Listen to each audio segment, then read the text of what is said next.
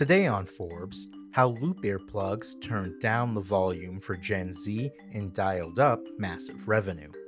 Loop has grown into one of the most recognizable and imitated earplug brands since it started in Antwerp, Belgium in 2016. The company has collaborated with Coachella, McLaren, and Swarovski.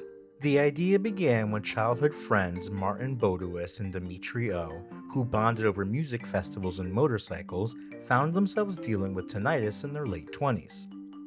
After years of loud music and engines, they realized there were no earplugs that felt good, looked good, and still protected their hearing. Loop earplugs look like sleek earbuds and sell for $24 to $64. Each style is designed for a different experience, including loud events, focused work, and sleep.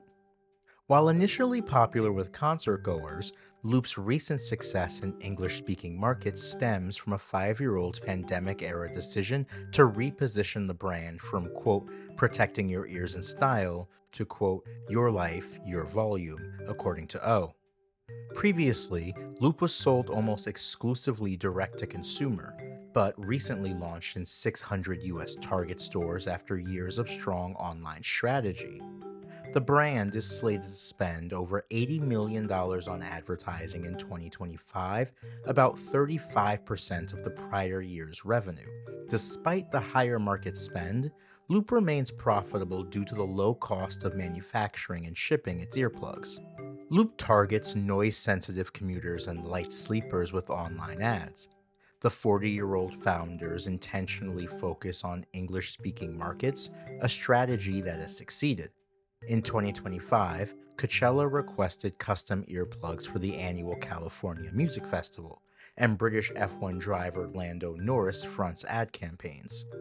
After the US, most sales come from UK, Canada, and Australia, with Belgium accounting for less than 2% of revenue.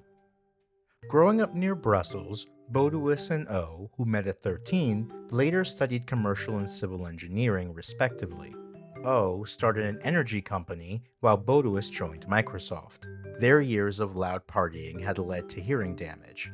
O said, quote, silence does not exist for me anymore. The duo, wanting to continue their activities like going out and riding motorcycles despite their hearing issues, realized, quote, hearing protection was the answer. Dissatisfied with existing earplugs that range from cheap foam to expensive custom models, O and his partners sought to create a comfortable, affordable, and aesthetically pleasant option for nightlife.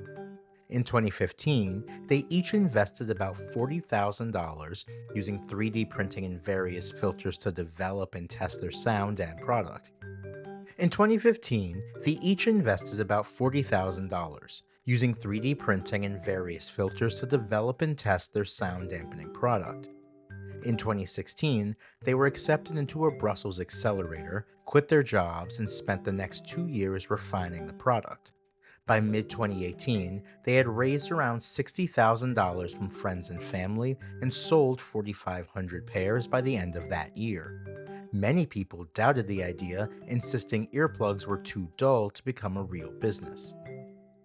Loop expanded production in 2019 and reached about $1 million in sales after transitioning from 3D printing to injection molding. Then, the COVID-19 lockdowns began and sales dropped by 80% almost immediately.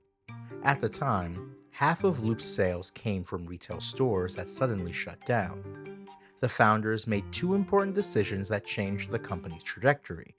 First, they recognized that customers were using their products for comfort and focus, not just ear protection. This inspired them to expand into new categories. Second, they moved entirely to direct online sales to gather better feedback through reviews and social media. In July of 2020, Loop received $1 million from Belgian investment firm Achilles. A few months later, the company introduced a second product designed for focus, sleep, and travel. Loop ended the year with $1.2 million in revenue, and momentum began to build. The business became profitable in 2021 and reached $13 million in revenue, supported by influencer marketing and reduced shipping costs. In 2022, the company introduced a model that made conversations easier in loud settings, and finished the year with $47 million in revenue. Sales nearly tripled the following year after the launch of the Switch, which lets users toggle between sound modes. By 2025, Loop had become a global brand with high-profile partners. Coachella collaborated on a desert-inspired collection, and McLaren helped the company reach sports fans. Loop also released a Swarovski-embellished pair to celebrate the jewelry company's 130-year anniversary.